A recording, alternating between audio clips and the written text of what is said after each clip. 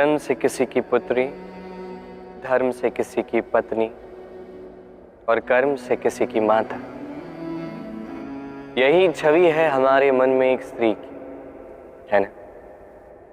एक अतुलनीय योगदान है स्त्री का हमारे जीवन में, और बिना स्त्री के हम कुछ भी नहीं। पर अधिकार, यहां हम भूल कर जाते हैं। जब स्त्री एक पुत्री होती है, जब जन्म लेती है, उसके अस्तित्व पर अधिकार होता है उसके पिता का। तत्पश्चात जब विवाह हो जाता है तो उसके अस्तित्व पर अधिकार होता है उसके पति का। और जब वो माता बनती है तो स्वयं ही अपने समस्त जीवन का अधिकार अपने संतान को सौंप देती है। परंतु कभी क्या हमने ये सोचा है, ये जीवन स्त्री का है, ये स्त्री सबका उद्धार कर रही है, उसके जीवन का अधिकार भी तो उसके पास ही होना चाहिए ना। वो स्वयं के जीवन के निर्णय स्वयं ले सकती है, स्वयं अपना भाग्य रच सकती है। और ये करने के लिए हमें स्वयं को बदलना होगा, सोच को बदलना होगा, क्योंकि ये सोच ये आज या कल की नहीं है, ये वर्षों से चलती आ रही है और वर्षों तक चलेगी यदि हमने इसे नहीं बदला। और हम तभी बदल सकते हैं जब हम स्वयं में आज परिवर्तन लाएं। आज के पश्चात, इस क्षण के पश्चात किसी भी स्त्री पर अकारण अधिकार स्थापित करने से पूर्व सहस्त्र बार सोचना, क्योंकि जब स्त्री अपना अधिकार छीनने पर विवश हो जाएगी तब केवल और केवल महाविनाश ही होगा।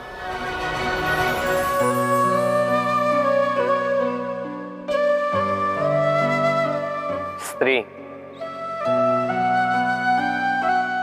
पुरुषों ने जिसे नाम दिया त्रिया,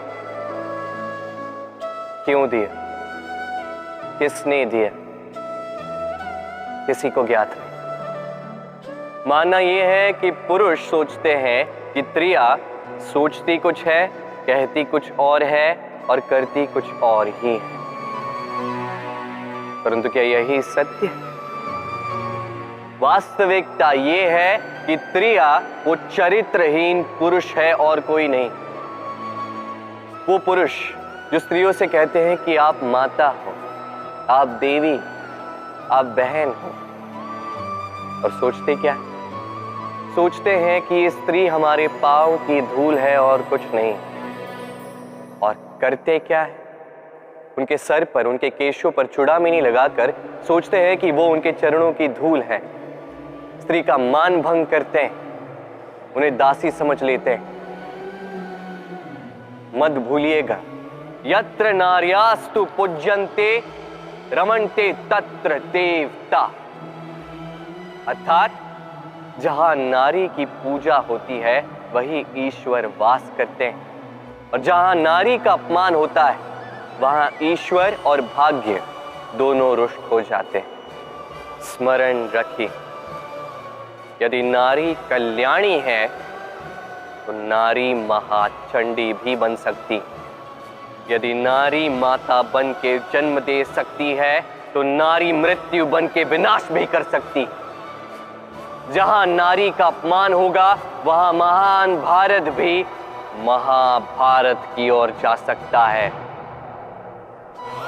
स्मरण रखिए, नारी का अपमान कदापि नहीं हो सकता, और यदि नारी का अपमान हुआ अर्थात आपका विनाश आपके निकट आ रहा है, और ये उसके पहले कदम की पहली आहट है।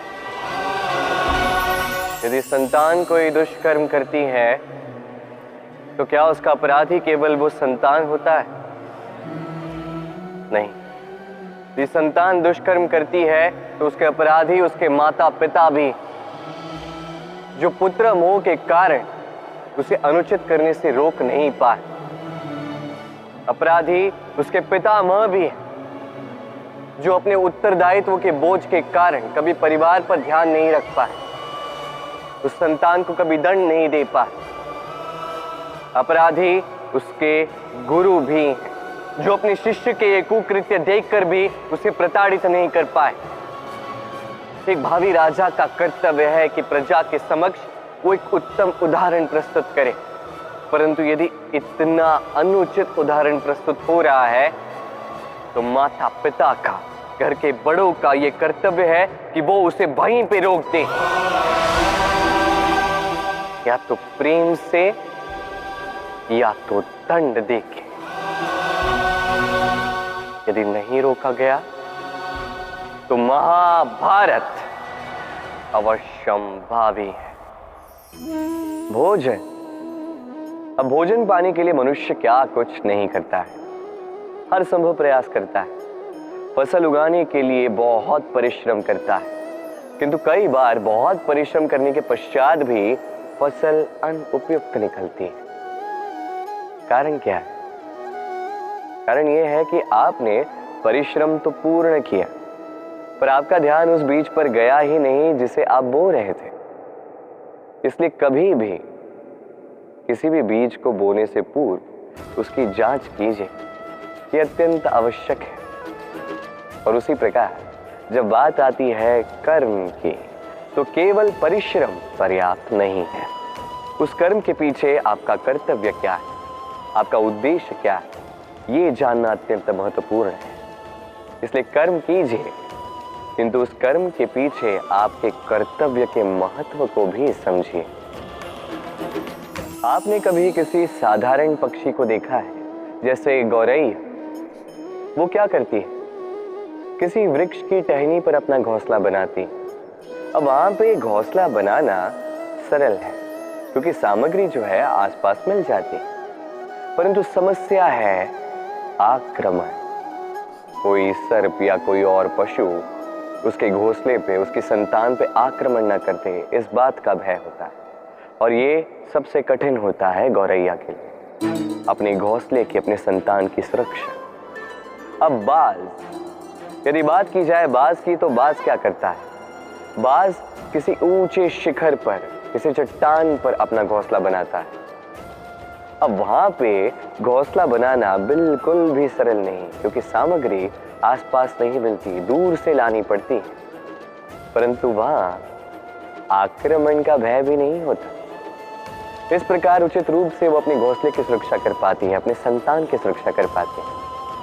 इसका सार यही है कि यदि समस्या बड़ी हो तो सुझाव भी ऊंचे होने चाहिए। एक बाज की भांति सोचना आरंभ कर दीजिए। जीवन में हर एक समस्या छोटी लगने लगेगी। मनुष्य जीवन में सदैव ऊंचाई पर पहुंचना चाहता है, ऊपर उठना चाहता है, और उसके लिए वो क्या कुछ नहीं करता। योजनाएं बनाता है, षड्यंत्र करता है, याचना करता है, किसी से सहायता लेता है, पर इतना सब कुछ करने के पश्चात भी कई बार मनुष्य ऊंचाई पर पहुंच नहीं पाता। यदि पहुंच भी जाए तो कभी कभी शीघ्र ही नीचे उतर जाता है। कारण क्या है? एक उदाहरण से समझाता हूं। ये है मोर पंख और ये है एक पत्थर। और यदि इस पंख को मैं हवा में उछालता तो ये उड़ता है, यही पाषाण तुरंत ही नीचे आ जाता है। कारण क्या है? भार। ये पाषाण भारी है, और यही तो सीख हमें प्राप्त करनी है। इसी प्रकार यदि हमारा मन द्वेष और अहंकार के भार से भरा होगा तो ये कभी ऊंचा उठ नहीं पाएगा। उठ भी जाए तो शीघ्र नीचे आ जाएगा। तो इस मन के भार को हल्का कर दीजिए, अहंकार को, इस द्वेष को त्याग दीजिए। फिर उड़ान भर के तो देखिए किन ऊंचाइयों में उड़ते हैं। आइए और मेरे साथ प्रेम से कहिए, राधे राधे।